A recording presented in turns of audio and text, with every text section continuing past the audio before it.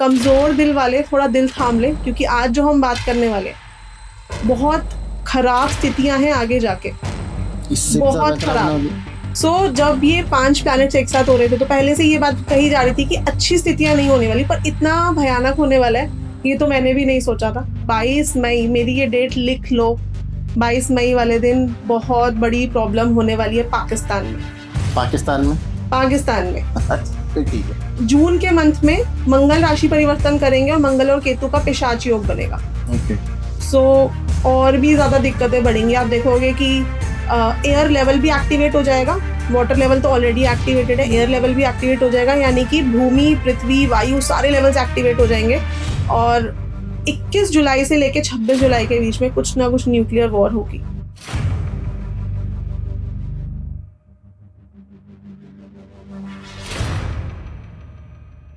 तो जो आज हमारी गेस्ट है, पहले थोड़ा सा उनके बारे में मैं आपको बता देता हूँ। अवार्ड विनिंग न्यूमरोलॉजिस्ट, एस्ट्रोलॉजर है। सिर्फ नेशनली नहीं, इंटरनेशनली भी इनको बहुत से अवार्ड मिल चुके हैं। अभी 2024 में भी इनको यूरोप में अवार्ड्स मिले थे। रेमेडी क्वीन और नेम डॉक्टर के नाम से इनको जाना जाता है। और आज हम इनसे जानने की कोशिश करेंगे कि आने वाला जो समय है वो कैसा रहने वाला है, और क्या इनके पास कोई ऐसी रेमेडी है जो वर्ल्ड पीस ला सकती है। एपिसोड शुरू करने से पहले मैं आपसे रिक्वेस्ट करूंगा कि चैनल को सब्सक्राइब कर लीजिए और बेल नोटिफिकेशन ऑन कर लीजिए, ताकि हमारे जो नए एपिसोड्स हैं उनकी नोटिफिकेशन आपको मिलती रहे। और अगर आपके पास ये पूरा एपिसोड देखने के लिए समय नहीं है तो आप हमारा क्लिप्स चैनल सब्सक्राइब कर सकते हैं, जहाँ पे हम इन्हीं लंबे एपिसोड्स के छोटे छोटे कट्स डालते हैं, जो कि आप कम समय में आपको ज़्यादा नॉलेज मिल सके। साधना जी, स्वागत है आपका तरुण शर्मा शो में। कैसी हैं मैम आप? मैं बहुत अच्छी हूँ तरुण जी, लेकिन थोड़ी उदास भी हूँ, क्योंकि माहौल ऐसा बना हुआ है। जस्ट ऑडियंस को हम लोग बता दें, अभी ऑपरेशन सिंदूर अपने पूरे चरम पे है। कल भी काफ़ी सारे अटैक्स पाकिस्तान की तरफ से हमारे को हुए हैं। रात भर आई थिंक 200 या 250 ड्रोन्स ने इंडियन बॉर्डर क्रॉस करने की कोशिश करी, पर हमारी आर्मी ने काफ़ी हद तक उनको रोका है। एक आधा ड्रोन कहीं इधर उधर गिरा है, और काफ़ी सारे उनके बेसिस हमने आई थिंक रात को हम लोगों ने अटैक किया। वो आई थिंक आज रिपोर्ट आ जाएगी। तो मैम, मेरा जो आज का जो टॉपिक भी रहने वाला है वो इसके अराउंड ही रहने वाला है। ये क्यों हो रहा है? मतलब क्या ये मंगल का साल है 2025? लोगों ने पहले भी बोला था कि भाई मंगल का साल है, बहुत पंगा रहने वाला है। 1-2 एपिसोड तो मेरे भी हैं जिसमें वर्ल्ड वॉर 3 की भी प्रेडिक्शन करी हुई है। तो क्यों हो रहा है और किस वजह से हो रहा है? मंगल का साल तो बहुत बार आता है, लेकिन जो ये पंचग्रही, जो ये नक्षत्र, जो प्लैनेट्स की फॉर्मेशन हुई है, ये ज्यादा प्रॉब्लमेटिक है। 29 मार्च को पाइसेस में 5 प्लैनेट्स एक साथ हुए, लेकिन 21 अप्रैल को शनि और राहु बहुत ही क्लोज कंजंक्शन में आए रात को 6:45 पे, और 22 अप्रैल को पहलगाम का ये इंसिडेंट हुआ। जब ये 5 प्लैनेट्स एक साथ हो रहे थे तो पहले से ये बात कही जा रही थी कि अच्छी स्थितियां नहीं होने वाली, पर इतना भयानक होने वाला है ये तो मैंने भी नहीं सोचा था। तो मैं, जितनी मुझे नॉलेज है उससे मैं सबको ये बताना चाहूंगी कि जब डेट इनऑस्पिशियस हो, जैसे जिस दिन कोई भी खराब होता है तो मैं उस दिन की प्रश्न कुंडली बनाती हूँ। तो जब मैंने 22 अप्रैल की प्रश्न कुंडली बनाई तो उसमें मैंने देखा कि 8th हाउस में उस दिन 5 प्लैनेट शो हो रहे थे कुंडली के। अच्छा। तो 8th हाउस किसको होता है? ट्रांसफॉर्मेशन का। जब भी 8th हाउस एक्टिव होता है तो बिग ट्रांसफॉर्मेशन होती है। गड्ढे का हाउस है ये, मतलब चीजें खराब होंगी। और डेट भी 22 मई की, तो 4 तारीख का दिन, और नक्षत्र भी उस दिन धनिष्ठा नक्षत्र था, जो मंगल का नक्षत्र है। और ज्यादा अग्रेसिव। धनिष्ठा नक्षत्र में अगर किसी की डेथ भी होती है ना, तो हम बोलते हैं पंचक में डेथ हुई है, ऐसे लोगों को मुक्ति नहीं मिलती। इसलिए धनिष्ठा नक्षत्र के दिन अगर कोई एक्सपायर होता है तो हम उनके बेटा या बेटी से शमी का पौधा लगवाते हैं किसी मंदिर के बाहर, ताकि उस पर्सन को वापस से वो ये जो जन्म मरण का चक्कर है उससे छूट सके, आत्मा को शांति मिले। तो उस दिन नक्षत्र भी बहुत खराब था और डेट तो है ही है। तो जब हम डेट और नक्षत्र दोनों को चेक करके बताते हैं कि उस दिन की स्थितियां कैसी हैं या उस दिन प्रॉब्लम क्यों अराइज हुई है ना। और मैं व्यूअर से ये कहूंगी कि कमजोर दिल वाले थोड़ा दिल थाम ले, क्योंकि आज जो हम बात करने वाले बहुत खराब स्थितियां हैं आगे जाके, बहुत खराब, खासकर तो पाकिस्तान के लिए। लेकिन मैं हमेशा ये बात बोलती हूँ कि दुश्मन को कभी कमजोर मत समझना, खासकर वो जो पाकिस्तान जैसा, खासकर पाकिस्तान जैसा दुश्मन। पाकिस्तान की आप कुंडली देखिए, सेम डे इंडिपेंडेंस मिली थी भारत और पाकिस्तान को, है ना। लेकिन पाकिस्तान का लग्न, क्योंकि देशकाल पात्र मैटर करता है, तो वो कराची में उनका हमने डालना था प्लेस, और हम इंडिया में है, तो उनका लग्न ही मेष लग्न बना। सो मेष लग्न बनने की वजह से हमेशा आप देखो वो लड़ाइयों में, उग्रता में, जल्दीबाजी में डिसीजंस लेने में हमेशा आगे रहते हैं। और हमारा टॉरस लग्न बना, टॉरस लग्न वाले हमेशा स्टेबल रहते हैं, धैर्य रहता है, पेशेंस रहता है। तो इंडिया जैसी पीसफुल कंट्री को भी 7.4 बिलियंस इन्वेस्ट करना पड़ा डिफेंस सेक्टर में। सो क्योंकि कंडीशंस ऐसी हैं, तो आप कितना भी पीस मेंटेन करना क्यों ना चाहो, सामने वाला तो आ बैल मुझे मार वाला करा है। पाकिस्तान में तो आप हमें हमारा पीओके वापस मिलने वाला है। वहां के नेता भागेंगे अभी थोड़े दिनों में, आपको भागते हुए नजर आएंगे। और बलूचिस्तान के उनकी अपनी आपस में भी वॉर होगी, मतलब कह रहे हैं कि वो 5 टुकड़ों में बट जाएगा, बलूचिस्तान अलग हो बिल्कुल। जाएगा, सिंध अलग पाकिस्तान तो हो। अपनी मौत खुद मरेगा, लेकिन मैं बहुत भावुक हूँ आज, क्योंकि जन हानि होगी। चाहे वो मुसलमान है, चाहे वो किसी भी रिलीजन से है, तो इंसान ही। बिल्कुल। और ऐसा तो है नहीं, जब भी वॉर होती है तो एक ही कंट्री को नुकसान होता है, नुकसान तो हमारे भारत को भी होगा। सो मैं तो यही चाहूंगी ना हो, पर स्थितियां ऐसी हैं, और आगे जाके स्थितियां बहुत वर्ष होने वाली हैं।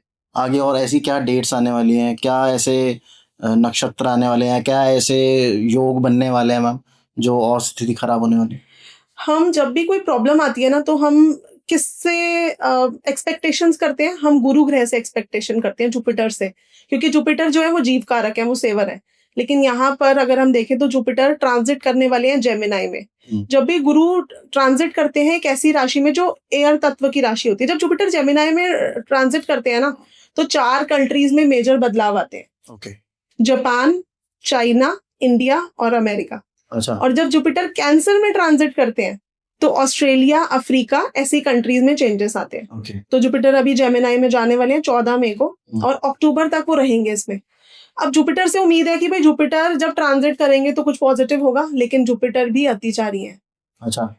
अतिचारी का मतलब होता है, अति मतलब तेज, मतलब स्पीड 3 टाइम्स, 3x स्पीड है जुपिटर की। ओके। और it is the fastest move, it is the biggest planet of solar system, बिल्कुल। है ना, सबसे बड़े प्लैनेट है।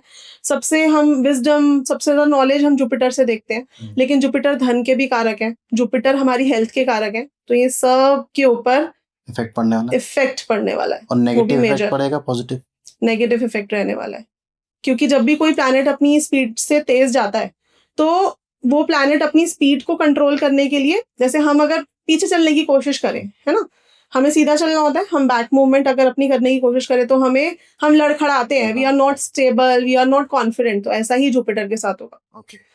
तो जुपिटर बहुत ज्यादा तेज होने वाले हैं, तो किसी भी तरह की हम उम्मीद जुपिटर से नहीं कर सकते कि वो कुछ पॉजिटिव लेकर आएंगे। और अब 22 मई, मेरी ये डेट लिख लो, 22 मई वाले दिन बहुत बड़ी प्रॉब्लम होने वाली है पाकिस्तान में। पाकिस्तान में? पाकिस्तान में। फिर ठीक है। पर अभी तो खैर इंडिया के बॉर्डर्स भी इफेक्ट हुए हुए हैं। बिल्कुल। मैं हमेशा ये बात बोलती हूँ, वॉर में कोई एक कंट्री इफेक्ट नहीं होती, कोई कंट्री इफेक्ट होने से नहीं बचती। कोई कंट्री इफेक्ट होने से नहीं बचती। वही मैं बोल रही हूँ कि हम बोल रहे हैं पाकिस्तान अपनी मौत खुद मरेगा, लेकिन फर्क तो हमारे ऊपर भी पड़ रहा है। बिल्कुल पड़ेगा मैम। अगर युद्ध होता है तो फिर जान माल की हानि तो दोनों तरफ ही होती है।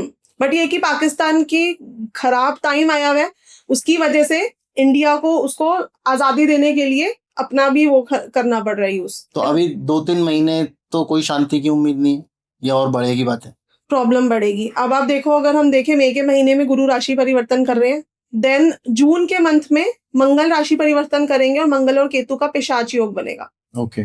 सो और भी ज्यादा दिक्कतें बढ़ेंगी। आप देखोगे कि एयर लेवल भी एक्टिवेट हो जाएगा, वाटर लेवल तो ऑलरेडी एक्टिवेटेड है, एयर लेवल भी एक्टिवेट हो जाएगा, यानी कि भूमि, पृथ्वी, वायु सारे लेवल्स एक्टिवेट हो जाएंगे। और 21 जुलाई से लेके 26 जुलाई के बीच में कुछ ना कुछ न्यूक्लियर वॉर होगी। अच्छा। सो कंडीशंस तो बिल्कुल भी स्टेबल नहीं है। ऊपर से शनि उत्तर भाद्रपद नक्षत्र में है, जो रेट्रोग्रेड होंगे जुलाई के महीने में। सो जब भी प्लैनेट रेट्रोग्रेड होता है, जैसे जुपिटर मैंने आपको बताया अतिचारी है, तो सिमिलरली सैटर्न रेट्रोग्रेड होंगे, यानी कि वो भी स्पीड बढ़ा लेंगे अपनी। तो प्रॉब्लम्स जो ऑलरेडी चल रही हैं वो और बढ़ना स्टार्ट हो जाएंगी। बिल्कुल। तो अभी तो जैसे वॉर मैम इंडिया और पाकिस्तान में हो रही है डायरेक्ट, दोनों के बीच में कोई है नहीं, क्या और कंट्रीज भी इसके अंदर जंप इन करेंगी? जैसे आपने बताया चाइना अफेक्ट करता है, रशिया अफेक्ट करता है, अमेरिका को अफेक्ट करता है जेमिनाई में आने के बाद। बिल्कुल। आप देखेंगे कि 14 मई को तो जुपिटर ट्रांजिट करे, पर 22 मई के बाद और कंट्रीज भी इन्वॉल्व होनी स्टार्ट हो जाएंगी।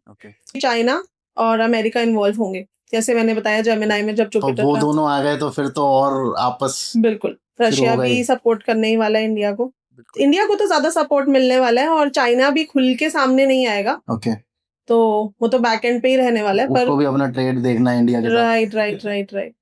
सो जितने भी व्यूअर्स देख रहे हैं मैं बताना चाहूंगी, क्योंकि किसी भी सिटी में किसी भी स्टेट में कुछ भी हो सकता है, तो आपको अपना फोन खोलना है। ओके, जैसे मैं दिखा देती हूँ यहाँ पे, आपको अपना फोन खोलना है, फोन की नोटिफिकेशंस, आपको अपना फोन खोलना है और फोन की सेटिंग्स में जाइए, नोटिफिकेशंस दबाइए, सबसे नीचे हम जाएंगे तो लिखा हुआ आएगा टेस्ट अलर्ट्स। ओके, इसको सब लोग ऑन कर ले। ओके, टेस्ट अलर्ट्स ऑन करते ही किस स्टेट में क्या हो रहा है, या आपकी स्टेट में किसी तरह की कोई warning है। डेंजर तो नहीं है, या कोई भी वार्निंग आपके फोन में स्टार्ट हो जाएगी आनी। ओके, तो क्या एज अ मैसेज ये गवर्नमेंट की तरफ से ये आएगा? गवर्नमेंट की तरफ से पहल है, तो ओके, इसीलिए मैं ये सबको बताना चाहूंगी कि सब लोग अलर्ट हो जाए। तो मैम फाइनेंशियल कंडीशन कैसी रहने वाली है भारत की? ना ग्लोबल पाकिस्तान की तो खत्म ही है, उसको तो फाइनेंशियली मैं कुछ मानता नहीं हूँ। ग्लोबली और इंडिया की क्या रहने वाली है सिचुएशन? ग्लोबल लेवल पे देखो, रिसेशन तो आएगा। अगर हम बात करते तो इंडिया तो इस टाइम ग्रोइंग स्टेज पे है ही, है ना। और इकोनॉमिकली इंडिया तो राइज ही करने वाला था, बट अब ये जो हुआ है, लड़ाई चल रही है, तो रिसेशन तो ऑल ओवर द वर्ल्ड हमको देखने को मिलेगा, स्पेशली अमेरिका। अमेरिका तो अभी पार्ट भी नहीं है वॉर का। हाँ, अमेरिका पार्ट नहीं है, पर अमेरिका जैसी कंट्रीज के लिए प्रिडिक्टेड था कि जब जुपिटर ट्रांजिट करेंगे तो वहां की कंट्रीज में ज्यादा दिक्कत आएगी। लेकिन इंडिया ने तो राइज ही करना था, बट ड्यू टू वॉर हम भी रिसेशन को तो हमें भी झेलना पड़ेगा, हम भी छूटेंगे नहीं इस रिसेशन से। पर लेकिन मैम जैसे आपने बोला न्यूक्लियर वॉर होने के भी चांसेस है, जुलाई कौन सी डेट्स बताई आपने उसके आसपास। पर अगर न्यूक्लियर अटैक होता है तो हम लोगों को आई थिंक ज्यादा लॉस होगा पाकिस्तान से। I am keeping my fingers crossed, उसी चीज का डर है कि वो ना हो। सो जैसे हम तो एक स्पिरिचुअल कंट्री भी है ना, तो हम सब इसको जरूर कर सकते हैं फॉर दी वर्ल्ड पीस। मैं सभी से हाथ जोड़ के ये निवेदन करना चाहूंगी कि हम जब भी प्रॉब्लम में पड़े हैं तो हमें देवीय शक्ति ने बचाया है। Okay. और कोई लिटिगेशन होती है, किसी तरह की प्रॉब्लम होती है, तो हम माँ बगलामुखी को याद करते हैं। तो हम सब इस बगलामुखी मंत्र को चैंट करें, दिन में 108 बार चैंट कर ले, नहीं तो 11 बार रात को सोने से पहले चैंट कर ले, ताकि हम इस प्रॉब्लम ये प्रॉब्लम हमें असर ना करे। क्योंकि ये जो न्यूक्लियर वॉर होगी तो डेफिनेटली इंडिया में भी प्रॉब्लम आ सकती है। तो मैम एक बात बताइए, अभी जैसे वर्ल्ड वॉर अगर शुरू भी हो जाता है तो ये डाउन कब जाना शुरू करेगा? क्या स्थितियां सुधरेंगी? अक्टूबर के बाद स्थितियां सुधरेंगी। अक्टूबर के बाद से जी एक्सपेक्ट किया जा सकता है कि चीजें बेटर होंगी। जी जी जी जी जी। जब सैटर्न उत्तर भाद्रपद नक्षत्र से बाहर आएंगे अक्टूबर में, उसके बाद स्थितियां थोड़ी बेटर होंगी। अच्छा, आपने बगलामुखी माता का मंत्र नहीं बताया कि कौन सा मंत्र में चैंट करना चाहिए? बगलामुखी माता का जो बीज मंत्र होता है दैट इज हलीम। ओके, है ना, कोई हलीम चैंट कर सकता है तो हलीम चैंट करे, पर ये पूरा तांत्रिक मंत्र है। ओके, ओम हलीम बगलामुखी हलीम रीम क्लीम ओके। शत्रुनाशम कुरु कुरु स्वाहा। तो इंडिया की कुंडली और क्या प्रेडिक्ट कर रही है कि क्या होने वाला है फ्यूचर में? और बननी कैसे वैसे तो इंडिया की कुंडली किस हिसाब से बनाते हैं, क्योंकि भारतवर्ष तो हजारों लाखों साल पुराना है। एक कंट्री की कुंडली उसी दिन बनती है जिस दिन उसको इंडिपेंडेंस मिलती है। Okay. तो इंडिया की कुंडली जब बनाई गई थी तो पुष्य नक्षत्र में इंडिया को इंडिपेंडेंस मिली थी। जैसे मैंने अभी आपको बताया था कि टॉरस लग्न बनता है इंडिया का, है ना, टॉरस स्टेबिलिटी का लग्न होता है, और लग्नेश थर्ड हाउस में जाता है, जिसकी वजह से इंडियंस को बहुत मेहनत करनी पड़ती है। यहाँ पे मेंटालिटी भी यही है, पेरेंट्स भी यही सिखाते हैं बच्चों को, मेहनत करो, मेहनत का फल मिलेगा, क्योंकि हम पराक्रम के भाव में जा रहे हैं, हम थर्ड हाउस में जा रहे हैं जो मेहनत का भाव होता है। तो बिना मेहनत के कुछ मिलता नहीं है ऐसी कंट्री को। तो टॉरस लग्न की कुंडली बनती है, बट वैसे मैंने अभी दशा चेक करी नहीं है, मैं आपको 1 मिनट चेक करके बताती हूँ। दशा तो मुझे अच्छी लग नहीं रही। तो भारत की कुंडली अगर हम देखें तो मून में मंगल की दशा चल रही है, जो सेकंड हाउस में बैठे हैं, मून थर्ड हाउस में बैठे हैं। भारत की दशा तो अच्छी है, बट ये वॉर की स्थिति जो है, ये अगेन देश काल पात्र की अगर हम बात करें, कंडीशंस ऐसी हैं कि ये ना हुआ होता तो भारत ने तो राइज करना ही था। आपको पता है 2030 में जब भारत की राहु की दशा स्टार्ट होगी, कि डिस्पोजिटर भी बहुत वेल प्लेस्ड है शुक्र, जो लोग भारत छोड़ के जाते हैं कि हम फॉरेन जाएंगे पढ़ने के लिए, वो वापस आएंगे भारत में। 2030 भारत इतना स्ट्रांग हो चुका होगा तब तक। Okay, so India is going to be on the super top power in coming years. अरे मैम, ये आपके फोन के पीछे कुछ ये चिपका रखा है आपने? अच्छा, ये हाँ, ये यंत्र है, बगलामुखी यंत्र है। मैं आपको इसकी फोटो दे दूंगी। ओके। इसमें एक इन्वर्टेड ट्रायंगल बनाया जाता है, इसमें मैंने आपको बोलता हिली मंत्र हमको चैंट करना है। अच्छा। पहले हम एक सर्कल बनाएँगे, फिर 6 पॉइंटर स्टार बनाएँगे ओके। और जो बीच में हम एक इन्वर्टेड ट्रायंगल बनाएँगे जिसमें हम हलीम लिखेंगे ओके। और ओम मंत्र लिखेंगे साथ में, और ये सब लोग अपने फ़ोन में बना के लगा लें। अच्छा। This will give protection. Okay. या तो इसको ताबीज़ में डाल के आप अपने गले में पहन सकते हो या फिर आप इसको अपने फ़ोन में लगा लीजिए। ओके। तो इससे क्या हम लोग प्रोटेक्टेड रहेंगे बिल्कुल, या ये बगलामुखी का ही यंत्र है। दुश्मनों के लिए होता है? बिल्कुल, दुश्मन के नाश के लिए। तो हम इतनी स्पिरिचुअल कंट्री हैं, तो हम क्यों ना अपनी स्पिरिचुअल पावर्स को यूज़ करें। हमारे हनुमान जी हैं, हमारी माँ बगलामुखी हैं। मैं थोड़ा फीमेल डिटीज़ में ज़्यादा बिलीव करती हूँ, तो मैं माँ बगलामुखी को इन्वोक करती हूँ जब भी कोई प्रॉब्लम आती है तो। जी। अच्छा मैम, जैसे हमने इंडिया की बात करी और मोदी जी की बात ना करें तो थोड़ा-सा अजीब-सा लगेगा। जी, मोदी जी की कुंडली क्या कहती है? वो जीतेंगे ये वॉर? चलिए देख लेते हैं एक बार मोदी जी की भी कुंडली। क्योंकि जहाँ तक मुझे लगता है अगर इंडिया वॉर जीतेगी तो मोदी जी का जो जीतना फिक्स्ड है ही है। मोदी जी को ही इज़ अनडिफीटेबल। मैंने अभी दशा नहीं देखी मोदी जी की, पर जहाँ तक मुझे उनकी कुंडली याद है, मोदी जी स्कॉर्पियो लग्न के हैं और चंद्रमा और मंगल लगन में ही बैठते हैं। मोदी ओके। जी के चार्ट में 3 राजयोग हैं। अच्छा। चंद्र मंगल योग सबसे पहले उनके लगन में बनता है, जिसकी ओके। वजह से आप देखोगे वो बहुत जल्दी गुस्से वाले डिसीजंस लेते हैं। मतलब लड़ने में उनको बड़ा गुस्सा आ जाता है कि मेरे भारत पे कैसे कर दिया किसी ने। तो वो बहुत डेडिकेटेड रहते हैं इस चीज़ के लिए, क्योंकि मंगल लगन में ही बैठे हुए हैं। ओके। मोदी जी की कुंडली और राहुल गांधी की कुंडली में सिर्फ एक ही डिफरेंस है। क्या? मोदी जी का भी चंद्रमा नीच का है, राहुल अच्छा। गांधी का भी चंद्रमा नीच का है। अच्छा। पर मोदी जी जो हैं, उनके लगन में बैठा हुआ है पर मंगल। पर उनका जैसे चंद्रमा लग्न। राहुल गांधी का अगर चंद्रमा नीच का है तो पर सपोर्ट तो सारा उनकी माँ से ही मिल रहा है उनको। चंद्रमा जब नीच का होता है तो माँ से ऐसा नहीं है कि सपोर्ट नहीं मिलता, आपको खुद को ही नेगेटिव थॉट्स आते हैं, आप क्या बोलोगे आपको खुद भी नहीं पता। मोदी जी की कुंडली की अगर हम बात करें तो ऑलरेडी कुंडली में बनता है राजयोग। चंद्र-मंगल योग तो लगन में ही बनता है इनकी, ऊपर से सैटर्न और वीनस जो इनके 10th हाउस में बैठे हुए हैं। तो ऑलरेडी अगर किसी की भी कुंडली में शनि और शुक्र की युति हो जाए, तो ये एक अपने आप में एक राजयोग होता है और वो भी 10th हाउस में, तो ये पॉलिटिकल सक्सेस देता है। ओके। आपको बहुत जल्दी लोगों का सपोर्ट मिल जाएगा। इनसे ज़्यादा सपोर्ट तो आई थिंक लोगों का किसी को मिला ही नहीं है। बिल्कुल, ऑब्वियसली। वॉर और इनका क्या रहने वाला है? क्या पाकिस्तान को ये वो वाले प्रधानमंत्री बन पाएँगे जो पाकिस्तान को धूल चटा सकें? जब भी देखो हम पॉलिटिकल करियर देखते हैं ना किसी का, तो सबसे ज़्यादा भूमिका होती है शनि की, 10th हाउस की, 10th लॉर्ड की और मंगल की। ठीक है? तो अगर हम मोदी जी की बात करें तो मंगल लगन में बैठे हुए हैं, शनि 10th हाउस में बैठे हुए हैं, जो प्रोफेशन का कारक होता है, जो लोगों के सपोर्ट का कारक होता है। सो इनको हमेशा जनता सपोर्ट करेगी, ये कोई भी डिसीजन ले। ओके। और मोदी जी का तो बहुत अच्छा टाइम चल रहा है। आप देखो कि बहुत ज़्यादा सपोर्ट ना होते हुए बीजेपी बीजेपी को जीती। फिर भी जीती बीजेपी। बिल्कुल। चाहे बहुत भारी बहुमत से नहीं जीती, हाँ। बट स्टिल अच्छे ग्रह होने की वजह से आपका जो टाइम है वो खराब को भी आप पॉजिटिव कर सकते हो। हुँ। तो मोदी जी का टाइम तो बहुत अच्छा है और मोदी जी तो डटे रहेंगे 5 साल तक। बस इनको कोई हेल्थ इश्यू ना आए, मुझे उस चीज़ का थोड़ा-सा लगता है कुंडली में, क्योंकि चंद्रमा में मंगल चल रहे हैं, जो लगन में ही बैठे हैं मंगल। तो कोई इनके साथ कोई साज़िश कर दे या अच्छा, वैसा। हाँ, ऐसा हो सकता है। बाकी तो मोदी जी जब तक हैं तब तक भारत को कुछ नहीं हो पाएगा। अनडिफीटेबल है मोदी जी। अनडिफीटेबल है और उनकी छत्र छाया में जब तक भारत है, अच्छा। तो भारत को कोई बाल-बाका नहीं कर सकता। नेक्स्ट टर्म भी आएगा मोदी जी का? अगर मैं पूछूँ तो 2029 में इलेक्शंस होने वाले हैं वैसे। मोदी जी रिटायर होने वाले हैं। कब तक काम कराओगे उनसे? 75 इयर्स के हो जाएँगे वो। वैसे तो राष्ट्रपति बनेंगे वो भारत के। राष्ट्रपति? बहुत स्ट्रॉन्ग हो गया है मोदी जी की कुंडली में। अच्छा। 5 साल बाद की दशा तो छोड़िए, चलो ट्रांज़िट उस टाइम बहुत मैटर करेगा, ये मैं आपको बताऊँगी 2027 में कि क्या होगा। लेकिन मोदी जी को लोगों का सपोर्ट, जनता का प्यार हमेशा मिलता रहेगा। रहेगा। राष्ट्रपति बनेंगे, योगी होंगे हमारे नेक्स्ट पीएम। अच्छा, योगी जी होंगे? वो तो और भी ज़्यादा अग्रेसिव है। योगी जी का लियो लग्न है और योगी जी के राज में भारत सोने की चिड़िया बनेगा। वापस से राम राज्य वापस आएगा। वापस से राम राज्य, जो मोदी जी ने तो राम मंदिर खुलवाया है, मोदी तो पता नहीं योगी जी तो पूरे भारत को ही मंदिर बना देंगे। सांस्कृतिक हमारी वापस आएगी, हम समृद्ध होंगे, सोने की चिड़िया हम देख पाएंगे उनके राज में। तो साधना जी मुझे एक बात बताइए, जैसे ये श्रीनगर है, श्रीनगर या पूरा जो कश्मीर एरिया, जो शुरू से जब से हम लोग का डिवीजन हुआ है हिंदुस्तान पाकिस्तान बना है, कश्मीर हमेशा से प्रॉब्लमेटिक एरिया रहा है।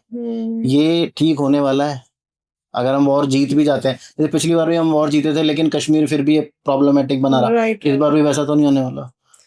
आप देखो कश्मीर 18 के 9 पे आता है, श्रीनगर 18 के 9 पे आता है, पहलगाम 26 के 8 पे आता है, ओके, और हमला किस दिन हुआ? 22 22 तारीख तारीख को, वो भी और कितने लोग मरे? 26 लोग। 26, वो भी 8। 4 और 8 का आप संबंध देख रहे हो यहाँ पे। सो मेरी तो गवर्नमेंट से हाथ जोड़ के अपील है कि नाम चेंज करो पहले तो। कंट्रीज सिटीज के नाम चेंज करे जाएं। बिल्कुल, ये आप देखिए कि स्पेन 18 के 9 पे आता है, और यूरोपियन कंट्री हम बोलते हैं, बड़ी डेवलप्ड कंट्री है, और स्पेन में भी अभी प्रॉब्लम्स है। हाँ, वहां पर भी आप देखो हर रोज दंगे होते हैं, लड़ाइयां होती हैं। अभी ब्लैकआउट हुआ था वहां पे सबसे बड़ा। श्रीलंका है ना, 18 के 9 पे आता है, वो भी कभी पीसफुल नहीं रहा। 18 अध्याय पढ़ा जाता है जब किसी की डेथ होती है। ओके। तो 18 नंबर बहुत ही इनऑस्पिशियस नंबर है। कोई 18 डेट को बॉर्न भी होता है ना अगर, तो हम बोलते हैं भाई तुम खड़े होगे, पीछे से आके कोई तुम्हें मार देगा। हाँ, मतलब ब्लड लॉस दिखाता है 18 नंबर, आपके फादर से आपको सपोर्ट ना मिले, गवर्नमेंट का सपोर्ट ना मिले, ये सब दिखाता है 18 नंबर। So 18 is an inauspicious number. So एक एक्स्ट्रा ए ऐड करना है बस कश्मीर में, श्रीनगर में, और आप देखोगे कि चीजें, स्थितियां बेटर हो जाएंगी। पर एक कश्मीर हमारा पार्ट बन जाएगा पूरी तरीके से इस बार। पीओके हमारे को वापस मिलने वाला है। पीओके पक्का आएगा हमारे पास। बिल्कुल।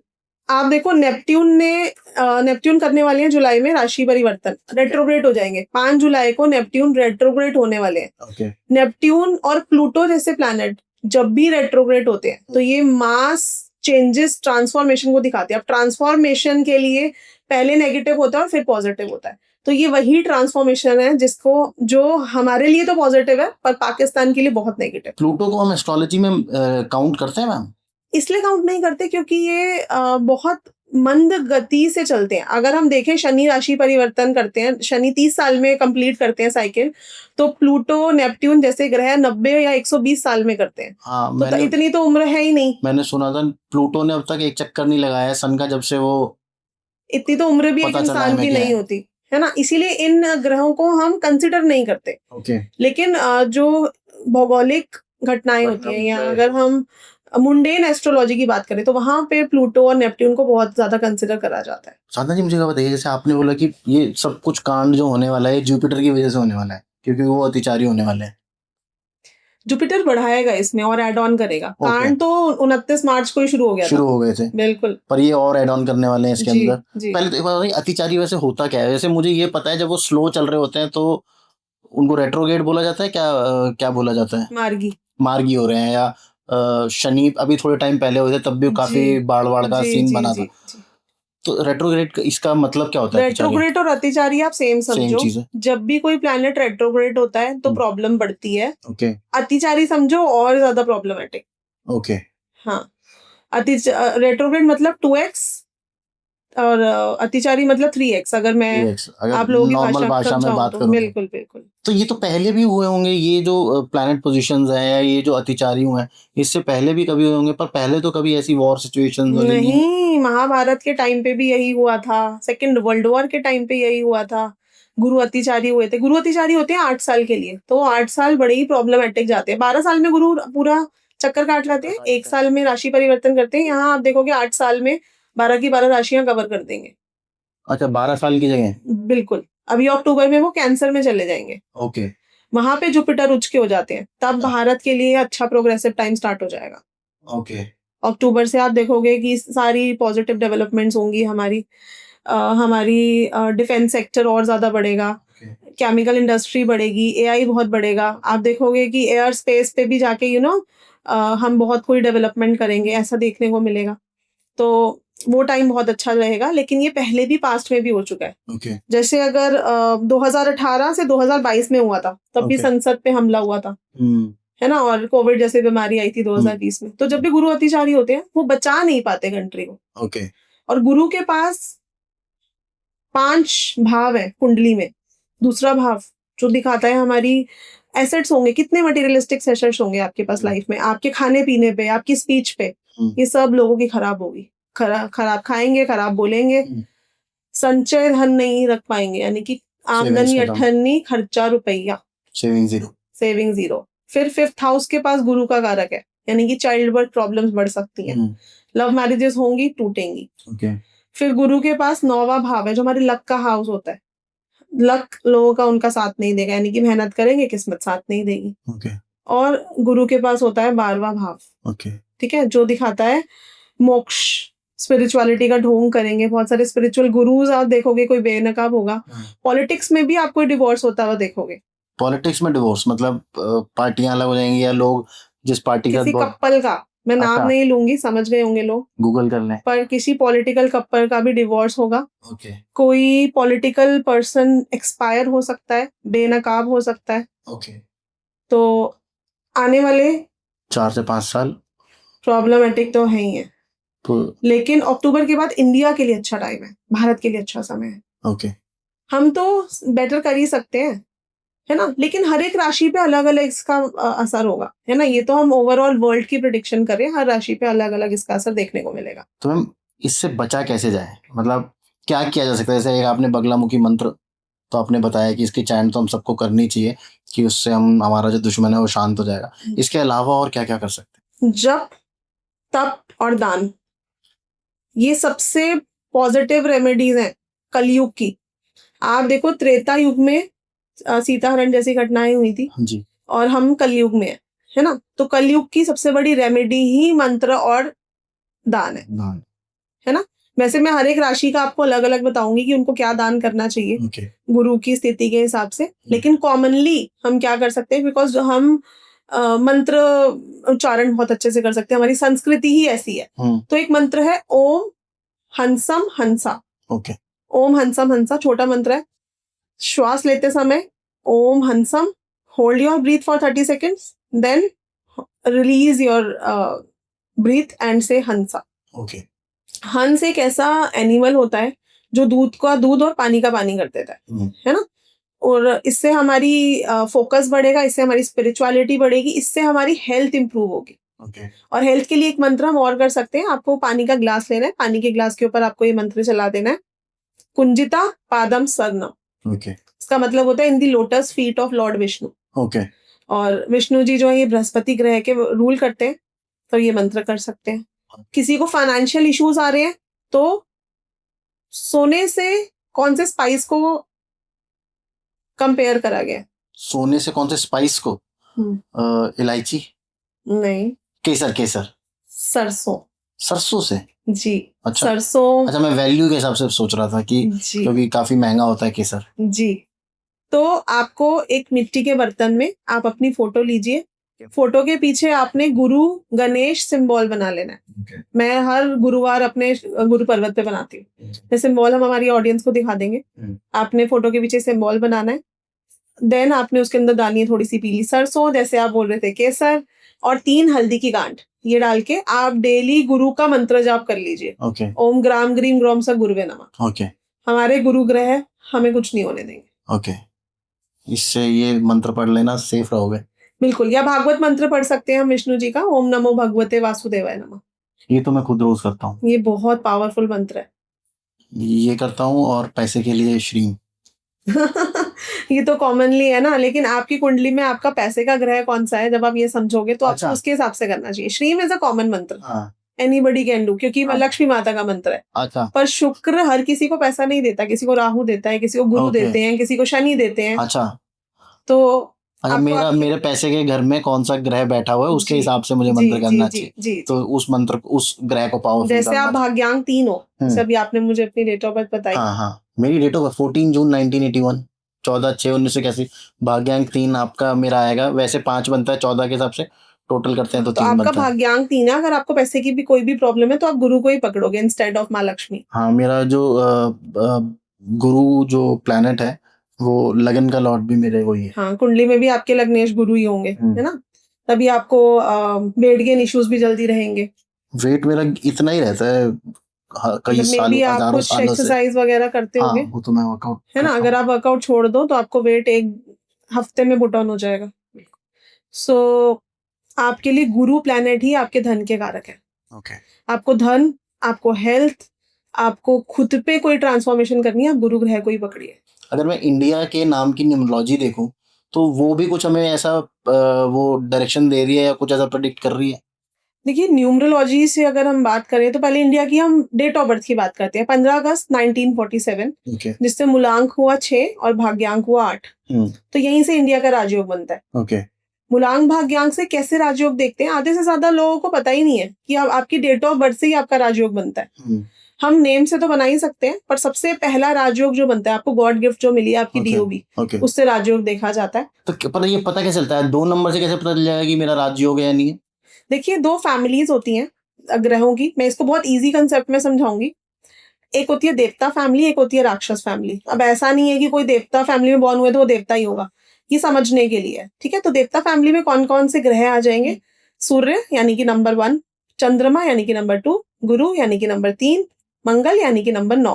तो 1 2 3 9 आ गए देवता फैमिली में, और 4 5 6 7 8 यानी कि बाकी के 5 ग्रह आ गए राक्षस फैमिली में। यानी कि ये आपस में कंफर्टेबल है, ये आपस में कंफर्टेबल है। अच्छा। तो अगर किसी का मूलांक भाग्यांक देवता फैमिली में आ जाए दोनों, तो ये राजयोग होता है। ओके। अगर किसी का मूलांक भाग्यांक दोनों ही राक्षस फैमिली में आने चाहिए, तो ये राजयोग होता है। अच्छा, वो भी राजयोग होता है? जी। ओके। सो अगर हम भारत की बात करें तो मूलांक 6, भाग्यांक 8। तो 6 और 8 अभी भी मैंने बताया कि सेम फैमिली में लाए कर रहे हैं, तो यहाँ से भारत का राजयोग बनता है। ओके।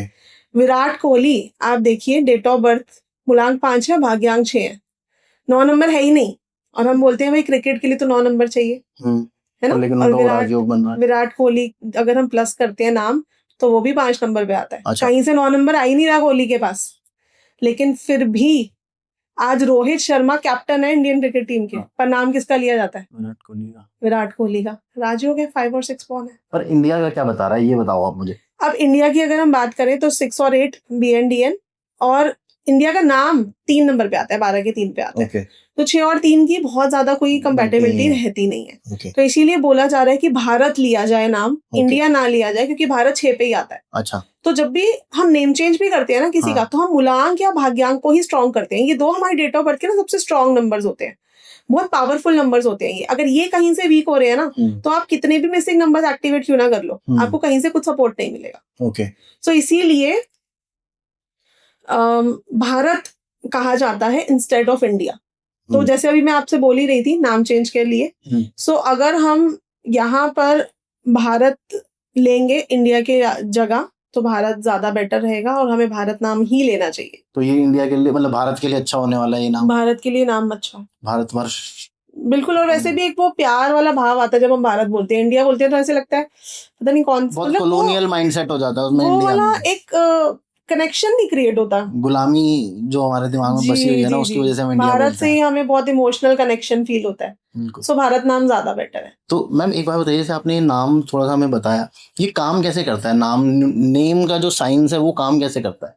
ज्यादातर लोग सोचते हैं कि नाम को एक अच्छे कंपाउंड पे ले जाए, दैट इज इनफ। आपको पता है नेम सेट करने के लिए 12 स्टेप्स से हमको गुजरना पड़ता है, तब जाके हम एक पॉजिटिव और एक प्रोडक्टिव नेम रख पाते हैं। मैंने तो जनरली सुना है 5 पे डाल दो नाम को, या 1 पे डाल दो। दुनिया को ये भ्रमित करा जा रहा है 3 पे डाल दो, मिसिंग नंबर पे नेम को ले जाए। हाँ। बच्चा जब भी बॉर्न होता है तो सबसे पहला क्या उसका फंक्शन करा जाता है? सबसे पहले हम क्या सेलिब्रेट करते हैं? उसका नामकरण करते हैं। नामकरण संस्कार। तो नाम कितना इंपॉर्टेंट है कि हम बच्चे का सबसे पहला फंक्शन ये कर रहे हैं। और सबसे बड़ी गलती हम क्या कर देते हैं, पंडित जी को बोला एक नाम निकाल दीजिए, और उससे हमने देखा भगवान का क्या नाम होता है और उस पर हम नाम रख देते हैं। लेकिन क्या हमने कभी सोचा है कि अगर आपकी कुंडली में आपका चंद्रमा ग्रह वीक है, तो आपको आपकी राशि के हिसाब से नाम नहीं रखना चाहिए। तो सबसे फर्स्ट स्टेप जो फॉलो करा जाता है, that is your first alphabet, क्योंकि फर्स्ट अल्फाबेट ही आपकी पहचान है। तभी उस अल्फाबेट को निकालने के लिए फंक्शन करा जाता है। नाम तो बाद में डिसाइड होता है, सिर्फ अल्फाबेट डिसीजन के लिए हम उस इतने बड़े लोगों को बुलाते हैं, इतना खर्चा करते हैं, है ना। So that is the first step for name, ठीक है। जैसे अभी विराट कोहली के बेटे हुए थे, है ना, मूलांक 6 रहता है उनका, 15 फरवरी को वो बॉर्न है, मूलांक 6 है, और नाम रखा गया अकाय कोहली। अकाय भी 6 पे आता है और अकाय कोहली भी 6 पे आता है। ओके। अगर हम पूरा प्लस करें, काफी पूरा न्यूमरोलॉजिकली करके उन्होंने नाम सेट किया है। बिल्कुल, राजयोग क्रिएट करा है। अगर आप अपने मूलांक या भाग्यांक पे अपना नेम ले जाओ, that is a Rajyog, that is one of the Rajyog through name. अभी मैंने आपको डेट ऑफ बर्थ का राजयोग बताया, ये नेम से राजयोग सेट होता है। ओके। नरेंद्र मोदी का एक और सेकंड फेमस नेम क्या है? नमो। अच्छा नमो, हाँ नमो भी बुलाया जाता है उनको। हाँ तो नरेंद्र मोदी, मूलांक 8, भाग्यांक 5, नेम नरेंद्र मोदी 5 पे आता है, नमो 17 के 8 पे जो उनका मूलांक है। ओके, तो वो दैट भी ऑल्सो राजयोग। क्रिएट्स राजयोग। सो नेम में आपको सबसे पहले अपने मूलांक और भाग्यांक पे ही नेम लेके जाना होता है। उर्फी जावेद अच्छा, 6 नंबर बॉर्न है, मतलब मूलांक भी 6 है, भाग्यांक भी 6 है। उनका तो बाई चांस हो गया होगा। नहीं नहीं, नाम चेंज कराया अभी। अच्छा, उसे नाम चेंज उर्फी के कराया। नेम में एक ओ लग है हाँ है ना? तो 8 नंबर पे नाम आता था, एक ओ लगाया, नाम 6 पे ही ले जाया गया। उसके बाद फेमस और है। उनके पास इतने सारे मिसिंग नंबर्स हैं, भाई क्यों नहीं ले गए 5 पे, 3 पे? हाँ 6 पे ही नाम को लाया गया। और नाम जब से उनका 6 पे आया, तब से उनको बहुत सारे प्रोडक्शन हाउसेस मिले हैं, तब से उनको लोग कॉपी करना स्टार्ट हो गए हैं, बिल्कुल। है ना? आज तो उर्फी जावेद का ट्रेंड हर कोई फॉलो कर रही है, बहुत सारी वो मॉडल्स कर रही हैं, सही बात। है ना? सो नाम को 6 पे ही लाया गया। तो सबसे राजयोग क्रिएशन, सबसे पहला स्टेप नेम का, ये एक 12 स्टेप फॉर्मूला होता है जिसमें सबसे पहला स्टेप होता है राजयोग क्रिएशन। उसके बाद आपके नेम में क्या साउंड्स आ रही है, जैसे अगर आपके नेम में कोई बैड साउंड आ रही है, जैसे बिगिन हो रहा है नेम एसएच की साउंड से, एसएच, एसयू, एसएच, आपको पता है एसएच नाम से लोगों को हेल्थ इशू क्या होता है, क्यों आता है? शाहरुख खान ने खुद एक इंटरव्यू में कहा था, हाँ काश ऐसा कोई दिन जाए जो मुझे बैक पेन ना हो। सही बात है, तो काफी बैक की इश्यूज है। एसएच साउंड से अगर आपका नेम बिगिन हो रहा है, 80% लोग आपको हेल्थ इश्यूज से ग्रसित मिलेंगे। इट्स अ बंधन योग साउंड। ओके। क्योंकि शनि की राशि में आती है, ये कुंभ राशि में आती है। तो अगर आपने अच्छे कर्म नहीं करे तो आपको ये हेल्थ इशू देगी। अब अच्छे कर्म तो हर किसी के करना अलाउड ही नहीं, आप तो बिजनेस में कर ही नहीं सकते, है ना? तो इसलिए एसएच की साउंड, एसयू की साउंड, डीआई की साउंड, ये कुछ हेल्थ इश्यूज की साउंड है। ओके, जैसे अगर किसी का नाम दिया है तो उसको हेल्थ इश्यूज रहेंगे। दिया, दिव्या, दीक्षा, दिव्या भारती के बारे में आपने सुना होगा। कोई प्रॉब्लम नहीं थी, एक दिन पता चला जी सुसाइड कर लिया, she was into depression. DI sound आपको क्रॉनिक हेल्थ इशू देगी ही देगी। ओके। तो सेकंड होती है साउंड थ्योरी की, आपके नेम में साउंड क्या आ रही है। उसके बाद नेक्स्ट स्टेप आता है आपका फर्स्ट अल्फाबेट। उसके बाद देखा जाता है कि नेम में कोई अल्फाबेट मल्टीपल तो नहीं हो रहा, क्योंकि आप नेम में जिस भी अल्फाबेट को मल्टीप्लाई कर रहे हो उसको आप वाइब्रेशन दे रहे हो। जैसे अजय देवगन नेम चेंज क्यों करा? 2007 में कोई मूवी नहीं चल रही थी, नेम चेंज करते ही आज अमिताभ बच्चन के लेवल पे अजय देवगन खड़े होते हैं, है ना? सुपरस्टार हैं आज के इंडस्ट्री के। अजय नेम आप देखोगे तो AJAY चारों अल्फाबेट्स बन के अजय देवगन 28 के 1 पे आ रहा था, है ना? और उनका भाग्यांक 4 है। तो यहाँ पर एक A ड्रॉप करा गया और उनका जो नेम है वो 9 पे लाया गया। सो AJAY से भी उनको 1 की वाइब्रेशन मिल रही थी और फुल नेम से भी। तो नेम में अल्फाबेट्स कितने मल्टीपल हो रहे हैं ये भी देखा जाता है। जैसे काफी लोग बोलते हैं ना डबल ए तो नहीं है मेरे नाम में या डबल ई तो नहीं है, लेकिन consecutive multiplication is also consider that. जैसे नेहा नेम आप देख लो, NB5, EB5, HB5। नेहा लड़कियों को आप देखोगे teeth issues, gynae issues, relationship problems बहुत रहती हैं। अच्छा। हाँ जी। सो ये मल्टीप्लिकेशन नहीं नहीं नहीं, उनके जिनके साथ उनका रिलेशनशिप होगा, अच्छा, उसके अलावा उनके एक्स्ट्रा मैरिटल्स होते हैं। अच्छा, जिसके साथ वो हैं रिलेशनशिप में, उस बंदे के अलग से रिलेशनशिप मतलब रिलेशनशिप लाइफ पे कोई सपोर्ट नहीं है। ओके। किसी भी तरह का हो सकता है। अच्छा जी। उसके अलावा आप देखो मैन की साउंड होती है नेम में, बहुत सारी नेम में, Manisha, then Manju. Extra struggle रहेगी लाइफ में। मैन मतलब आपको मैन की तरह बिहेव करना पड़ेगा, यानी कि हार्डशिप। सो फोर्थ स्टेप हो गया multiple alphabets. Then fifth step होता है कंपाउंड थ्योरी, जिसको हम सिर्फ इसी स्टेप को कंसिडर करते हैं कि भाई एक अच्छे कंपाउंड पे ले जाओ। आजकल तो लोग लेमैन की तरह नेम चेंज कर रहे हैं, एक अल्फाबेट ऐड कर दिया, अच्छा मुझे 5 पे ले जाना है, 1 पे ले जाना है। मैं कहती हूँ इससे अच्छा तो नेम चेंज ही मत करो, प्रेजेंट प्रॉब्लम को आप और मल्टीप्लाई कर लोगे। तो इतना सब कुछ वो करना पड़ता है, परम्यूटेशन कॉम्बिनेशंस मिला के तब एक नाम चेंज होता है। बिल्कुल जी, तब जाके एक नेम चेंज होता है। जैसे आप एक नेम देखो, बहुत कॉमन है रितु। 13 के 4 पे आता है नाम। आपको कोई रितु बहुत ही रेयर ऐसी मिलेगी जिसको कोई हेल्थ इशू ना हो। अच्छा। या फिर आइसोलेशन में ना हो। अच्छे नाम कौन से हैं मैम? ये सारे नाम आप कह रहे हो इसको ये प्रॉब्लम रहती है, ये प्रॉब्लम रहती है, सेफ नाम कौन से हैं? वो तो क्रिएट करना पड़ता है डेट ऑफ बर्थ के हिसाब से। ओके। आज आप बोलो मैं नरेंद्र मोदी नरेंद्र नाम रख लूं, तो थोड़ी ना आप हिट हो जाओगे। या अमिताभ बच्चन आज कोई बोले कि मैं साधन गुलाटी नेम रख ली, थोड़ा ना हिट हो जाएगी। डेट ऑफ बर्थ के हिसाब से कैलकुलेशन, मैंने अभी बोला मुलांग भाग्यांक पे नेम ले जाओ, that is the best theory, सबसे पहली थ्योरी तो वही होती है। फिर उसके बाद फैमिली ऑफ नंबर्स होते हैं, 369 होती है, 1247 होता है, 85 होता है। हमारे तो स्टूडेंट्स खुद से राजियो क्रिएट करते हैं अपने नाम में। अच्छा। हमारे एक स्टूडेंट है, उसने अपना कंप्लीट नेम चेंज करा मेरा कोर्स करने के बाद, और आज मुझसे भी ज्यादा उसके कोर्स के चार्जेस है। I am proud of him. अच्छा, आप सिखाते भी हैं? हाँ बिल्कुल, हमारी कंपनी है सायरन क्रिएशंस। Okay. हमारे यहाँ पे एवरीडे, मतलब मैं तो कहूंगी कि कोई सीखना नहीं चाहता तो आप एटलीस्ट फ्री ज्वाइन करिए। आप लिंक डाल दीजिएगा हमारी कम्युनिटी का, फ्री में ज्वाइन करिए। एवरीडे 6:30 हमारा signature, mobile number, name, then कुंडली, देन न्यूमरोलॉजी। हम न्यूमरोलॉजी में भी एस्ट्रो न्यूमरोलॉजी सिखाते हैं। एस्ट्रोन्यूमरोलॉजी भी कुछ होता है? बिल्कुल, एस्ट्रो न्यूमरोलॉजी मतलब आपको न्यूमरोलॉजी सीखने की जरूरत नहीं है। इसमें हम नक्षत्र न्यूमरोलॉजी सीखते हैं, हम एस्ट्रो न्यूमरोलॉजी सीखते हैं। जैसे अभी अभी हम बात कर रहे थे 22 अप्रैल को जो इतना बड़ा हादसा हुआ पहलगाम में, तो उस दिन मैंने आपको बोला कि धनिष्ठा नक्षत्र ऑन था, है ना? तो धनिष्ठा नक्षत्र और 22 में तो ये योग बना, डेट भी खराब, नक्षत्र भी खराब, यानी कि दिन वार नक्षत्र तीनों ही खराब। दैट इज कॉल्ड नक्षत्र न्यूमरोलॉजी। ओके। तो ये सब हम मर्ज करके सिखाते हैं। अच्छा साधना जी, मुझे एक चीज बताइएगा, अभी वापस से घूम के हम लोग जुपिटर पे आ रहे हैं। लास्ट मेरा सवाल है, जुपिटर अगर ट्रांजिट कर रहा है और अतिचारी हो रहा है तो हर एक राशि पे अलग अलग असर डालेगा? बिल्कुल। आपकी ये तो हम बात कर रहे हैं कि मुंडेन एस्ट्रोलॉजी की, कि ऑल ओवर दी वर्ल्ड क्या असर देगा, लेकिन आपके और मेरे पे अलग अलग असर रहेगा। हमारी राशि के हिसाब से हमारे पे असर आएगा। तो आप जल्दी से मुझे बता सकते हैं किस राशि पे क्या असर आने वाला है? मेष राशि से स्टार्ट करते हैं। अब मेष राशि में 9वें और 12वें घर का मालिक तीसरे घर में जा रहा है। वैसे तो एक पॉजिटिव ग्रह है जुपिटर मेष राशि वालों के लिए, लेकिन थर्ड हाउस में जाना मतलब मेहनत बढ़ाएगा, सिबलिंग से गेन्स हो सकते हैं या कोई प्रॉब्लम भी हो सकती है, और साथ ही साथ बिजनेस एक्सपेंशन के लिए अच्छा है। बिजनेस ग्रोथ हो सकती है, बिजनेस एक्सपैंड कर सकता है, और मैरिज नहीं हो रही थी तो मैरिज हो सकती है। तो मेष राशि वालों के लिए अच्छा टाइम है, अपकमिंग टाइम बहुत ही बढ़िया दिखता है मुझे। और ये उपाय कर सकते हैं कि फ्रूटी बांटनी है आपको, गुरुवार को कितने भी लोगों को बांट दीजिए, फ्रूटी बांट लीजिए, और पीपल में आपको जल चढ़ाना है, बिकॉज विष्णु जी ने कहा है कि पेड़ों में पीपल मैं ही हूँ। तो पीपल को जल दीजिए और फ्रूटी बांटिए। अच्छा टाइम है, बहुत अच्छा टाइम है आने वाला। ओके।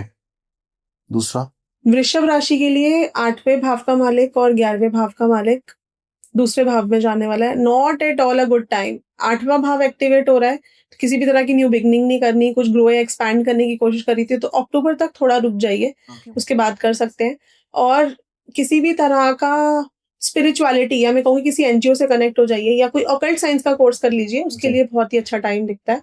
किसी भी तरह का परफ्यूम बाय नहीं करना, क्लोथ्स डोनेट नहीं करने इनको, और इनको चावल, थोड़े से चावल खरीदेंगे और घर के नॉर्थ वेस्ट में रख देंगे, क्योंकि इनको लोगों का सपोर्ट भी नहीं मिलेगा। Okay. So not a good time for taurus sort. मतलब मोस्टली लोगों के लिए ये गुड टाइम नहीं होने वाला है। हाँ, सिर्फ 4 राशियों के लिए अच्छा है। अच्छा, तीसरा कौन सा है मैम? जेमिनाई राशि वालों के तो लगन में आने वाले हैं गुरु, तो 7th और 10th लॉर्ड जब भी लगन में आ जाता है पॉजिटिव होता है। वीजा नहीं लग रहा था, वीजा लग सकता है, फॉरेन जा सकते हैं ये लोग, लेकिन थोड़ा सा सेल्फ वर्क, सेल्फ ट्रांसफॉर्मेशन का टाइम है। अपने को समय देंगे, अपने पे वर्क करेंगे, और अच्छा टाइम है, वेरी पॉजिटिव टाइम अहेड। कुछ येलो कलर का धागा बांध के रखे हाथ में, या कोई येलो ब्रेसलेट वेयर कर ले तो और चीजें बेटर होंगी। प्रोफेशन में भी चेंजेस आएंगे, वो भी positive. It's a good time for Gemini. Cancer वालों की नींद उड़ सकती है, हेल्थ इश्यूज आ सकते हैं, क्योंकि 12वें भाव में आ रहे हैं गुरु। थोड़ा सा ध्यान रखेंगे अपनी हेल्थ का, या फिर ये भी देखा जा सकता है कि घर खरीदना था तो उसको भी थोड़ा सा अभी होल्ड ऑन कर देंगे। प्रॉपर्टी रेंट पे चढ़वानी थी तो नहीं चढ़ पाएगी, तो स्वीपर्स को फ्रूटी डोनेट करें, कैंसर असेंडेंट वाले। और साथ ही साथ में कोई येलो कलर की चीज इन्होंने जरूर थर्सडे को ग्रहण करनी है, क्योंकि वैसे तो योग कारक है कुंडली का, लेकिन हेल्थ के लिए अच्छा नहीं है। किसी एनजीओ से कनेक्ट हो जाए, या फिर मंदिर में जाके जहाँ पे लंगर बनता हो वहां सेवा करें गुरुवार के गुरुवार। Very good time ahead for Leo sign वालों के लिए। शेयर मार्केट में प्रोग्रेस, किसी भी तरह की नई नॉलेज, मैरिज नहीं हो रही थी मैरिज हो सकती है, चाइल्ड बर्थ हो सकता है, कोई बिजनेस ग्रो या एक्सपैंड करने का सोच रहे थे वो हो सकता है। यानी कि बहुत ही अच्छा समय आने वाला। एक येलो कलर का हैंकी बस ये अपने साथ कैरी करके रखे। So very positive time for Leo. अच्छा, मतलब सिंह राशि वालों की ऐश है। वर्गो वालों के लिए भी ठीक ठाक सा टाइम है, ये भी हाउस परचेज करना चाहते हैं तो कर सकते हैं, कोई रेनोवेशन कर सकते हैं घर में, कोई प्रॉपर्टी अगर रेंट पे नहीं चढ़ रही थी वो चढ़ सकती है, लेकिन थोड़ा सोने का ध्यान रखेंगे, सोना खोने के भी योग बनते हैं, गोल्ड लॉस हो सकता है। और सोना खोना मतलब कि जुपिटर काफ़ी नेगेटिव होता है तब जाके सोना घूमता है, ओके तो पॉजिटिव नेगेटिव दोनों ही देख सकते हैं हम वर्गो वालों के लिए। तो 50-50 रहेगा। हाँ, तो इनके लिए क्या है कि किसी भी धार्मिक स्थल पे केले का पेड़ लगा दें ओके और किसी भी मतलब या तो ग्राउंड में या फिर कहीं पर भी एक कॉपर का कॉइन बरी कर दें या कॉपर का कड़ा वेयर कर लें। लिब्रा वालों के लिए भी अगर हम ऑन एंड ऑल बात करें तो अच्छा समय ही है, 9th हाउस में आ रहे हैं गुरु, सौभाग्योदय हो सकता है, कहीं फॉरेन जाने का प्लान कर रहे थे, फॉरेन ट्रैवल तो इनको ज़रूर करना चाहिए या फिर किसी पिलग्रिमेज ट्रैवल करें, इनका भाग्योदय होगा और भी ज़्यादा। थोड़ी-सी अ, सिबलिंग से या नेबर से किसी भी तरह की अनबन रह सकती है, तो उस चीज़ का ध्यान रखेंगे और इनको भी किसी शिवालय की जाके सफाई कर दें थर्सडे को या किसी भी टेम्पल में विज़िट करें थर्सडे के थर्सडे और साथ ही साथ इनको शहद लेना है खाली पेट ताकि इनकी हेल्थ ठीक रहे। सुबह पानी में शहद डाल के ले सकते हैं और चंदन और हल्दी और केसर का तिलक लगाएँ एवरीडे। वृश्चिक राशि के लिए ठीक-ठाक सा समय मैं देख पा रही हूँ, थोड़ा माँ की सेहत का इनको काफ़ी ध्यान रखना है, मदर की हेल्थ, मूड स्विंग्स, डिप्रेशन में जा सकते हैं। इनहेरिटेंस की कोई प्रॉपर्टी है तो वो मिल सकती है और साथ ही साथ 8th हाउस एक्टिव हो रहा है, ट्रांसफॉर्मेशन का हाउस है, तो मैं कहूँगी स्पिरिचुअल हो जाएँ, कोई अगर कुछ न्यूमरोलॉजी, एस्ट्रोलॉजी कुछ सीखना चाह रहे हैं वो सीख लें, नहीं तो कुछ मेडिटेशन प्रैक्टिसेस कर लें, तो थोड़ा-सा अच्छा टाइम नहीं है स्कॉर्पियो के लिए, मतलब मिक्स मिला-जुला सा हम देख पाएँगे यहाँ पे। ट्रांसफॉर्मेशन अगर कर लेंगे तो पॉजिटिव रहेगा, नहीं करेंगे तो फिर ये डिप्रेशन में जा सकते हैं। मोदी जी की भी है आई थिंक स्कॉर्पियो। बिल्कुल, बिल्कुल, बिल्कुल। मोदी जी तो स्कॉर्पियो हैं। मोदी जी तो ट्रांसफॉर्मेशन कर ही रहे हैं, वो बिल्कुल, पाकिस्तान के वो भी तो प्राइम कर ही रहे मिनिस्टर हैं बन जाएंगे। तो इनको मिट्टी के बर्तन में शहद डाल के किसी भी पीपल के नीचे रख के आ जाना है। ओके गाड़ सकते हैं तो गाड़ दें, नहीं तो रख के आ जाएँ। ये वैसे भी लाल किताब की बहुत ही अच्छी रेमेडी है, जब भी गुरु आपके अष्टम में हो या फिर ट्रांजिट में अष्टम में आ जाए, तो ऐसे लोगों को ऑकल्ट साइंस में आना ही पड़ता है। अच्छा नहीं तो बार-बार उनकी लाइफ को ट्रांसफॉर्म होंगे, यानी कि ज़ीरो पे जाएँगे, फिर वापस उठेंगे, फिर ज़ीरो पे जाना पड़ेगा।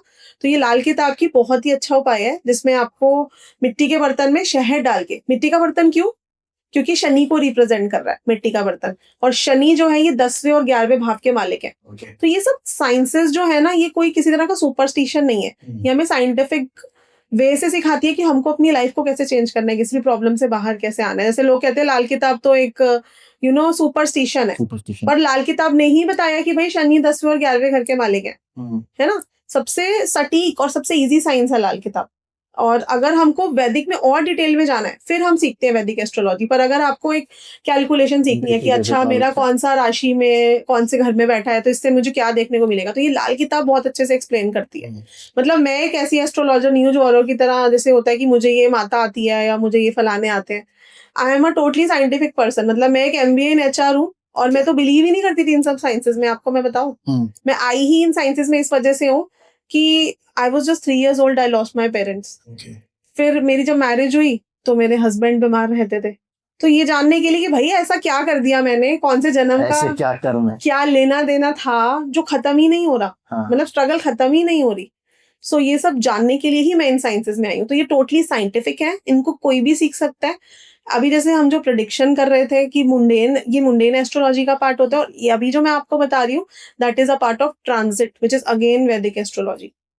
और ये जो मैं आपको रेमेडीज़ बता रही हूँ, ये लाल किताब लाल से किताब। शास्त्र के हैं। ठीक है। सो आपको एक मिट्टी के बर्तन में शहद डाल के किसी भी पीपल के पेड़ के नीचे रख के आ जाना है और खाने में आपको बिल्कुल भी झूठा नहीं छोड़ना। No wastage of food, because गुरु ग्रह जो है ये अन्न के कारक है। ठीक है?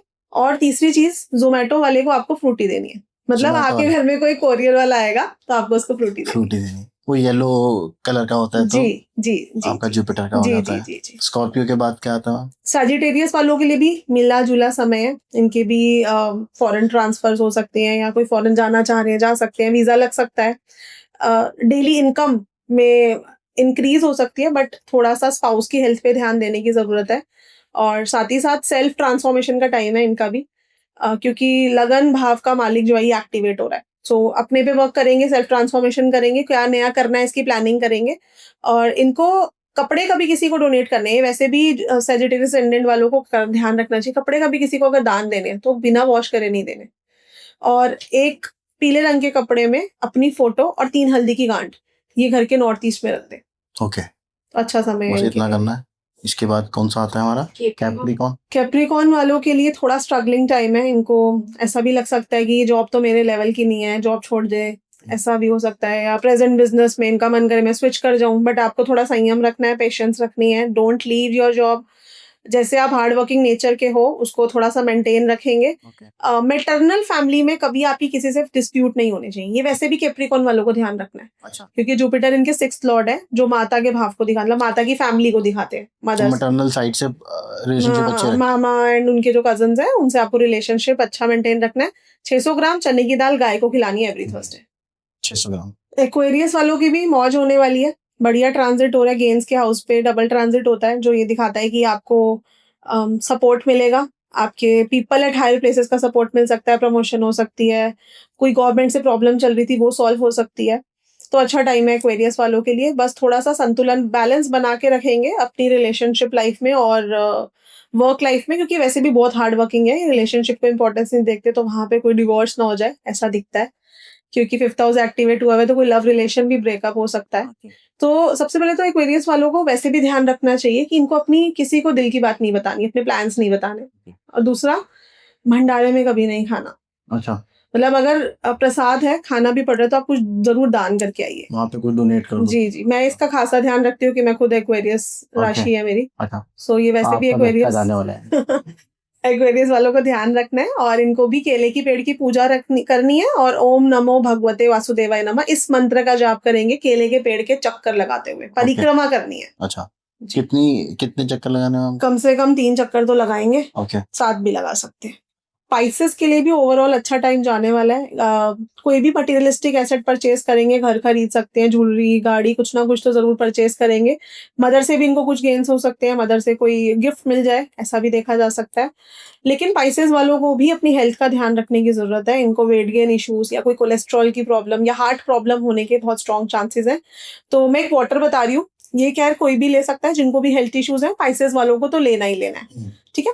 पानी लेना है, पानी में आपको मेथी दाना डिप कर देना है, ग्रीन धनिया, देन एक कीवी और एक इलायची, ये ओवरनाइट आप डिप करके रख दीजिए। मॉर्निंग में आपको चैंट करना है कुंजिता पादम सरनम, या फोन में भी चला सकते हो। आपको मेरे यूट्यूब पे भी वीडियो दिख जाएगी एक, जिसमें मैंने कुंजिता पादम सरनम और ओम हंसम हंसा, इन दोनों मंत्रों की, आप उसको चला लीजिए, या किसी की भी वीडियो को चला लीजिए, या खुद भी आप चैंट कर सकते हो। और इस पानी को आप पूरी फैमिली को पिलाइए, सभी की हेल्थ ठीक रहेगी, सब सुरक्षित रहेंगे। ओके। सो स्पाइसेस वालों को तो स्पेशली करना है। ऑल ऑन एंड ऑल अच्छा टाइम है स्पाइसेस के लिए। स्पाइसेस के लिए अच्छा है। जी। थैंक यू सो मच साधना जी, आपको आज यहाँ आने के लिए। और मुझे लगता है कि आपकी कोई भविष्यवाणी सच ना हो अबाउट द न्यूक्लियर वॉर। मैं बहुत मतलब जनरली मैं बोलता हूँ कि भाई जो एस्ट्रोलॉजर आ रहा है उसकी भविष्यवाणी सच हो, पर मैं पहली बार चाहता हूँ कि आपकी कोई भविष्यवाणी सच ना हो। टच वुड, आई होप आप भी यही चाहती होंगी कि आपकी भविष्यवाणी जो स्टार्स दिखा रहे हैं, बिल्कुल। जो प्रेडिक्शंस हो रही हैं या जो अ, योग बन रहे हैं वो किसी तरीके से गलत हो जाए। भगवान करे ये जो एपिसोड है जब हम लोग थोड़े दिन में रिलीज हो जाएगा ये, तब तक शायद डी एस्केलेशन हो जाए और थोड़ी सी शांति हो जाए। हम नहीं चाहते कि किसी के साथ वॉर हो, ना ही न्यूक्लियर वॉर हो। एवं ही आम आदमी मारा जाता है इस सब चीज़ों के चक्कर में। मैं अपनी जनता को भी यही बोलूँगा, अपने व्यूअर्स को भी यही बोलूँगा, यार संभल के रहो।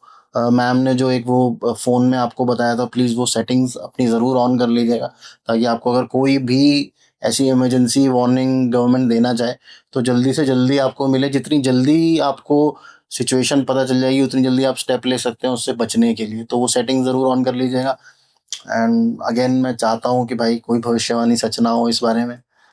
मैं खुद चाहती हूँ कि मेरी हर प्रेडिक्शन खराब जाए एटलीस्ट इस मामले और चली में। जाए। जब मैं मेडिकल पढ़ाती हूँ, मैं चाहती हूँ कि भगवान किसी को भी मेडिकल इश्यू ना हो। मैं ये बता तो रही हूँ कि इस लगन को ये होता है या इस नंबर को ये होता है, पर मेरी सारी प्रेडिक्शंस रॉन्ग हो जाए जब भी कोई नेगेटिव बात होती है। बट बहुत दुख के साथ मुझे ये सब बताना पड़ रहा है। मैं कभी भी कुछ नेगेटिव पॉडकास्ट में, मतलब मैं कभी भी पॉडकास्ट में नेगेटिव बोलना नहीं चाहती होती, पर इस बार मुझे बोलना पड़ रहा है बिकॉज स्थितियां ऐसी हैं, ताकि हम पहले से ही सतर्क हो जाए। सतर्क हो जाए, ये एक तरीके से आप इसको वार्निंग मान के चलिए। वार्निंग सायरन है। आप प्लीज़ ध्यान रखिए अपना, गवर्नमेंट की सुनिए, घर पे रहिए, जो भी स्टेप्स गवर्नमेंट बताती है वो आप करते रहिए। ब्लैकआउट होता है तो लाइट मत जलाइए और देखते रहिए तरुण शर्मा शो, लेकिन अंधेरे में अगर ब्लैकआउट हो तो मत देखना भाई, ठीक है, और मैम का मैं जो भी लिंक्स हैं वो मैं डिस्क्रिप्शन में डाल दूंगा, आप मैम से बात कर सकते हैं। देखते रहो Tarun Sharma show, stay safe, stay healthy, और जय श्री राम।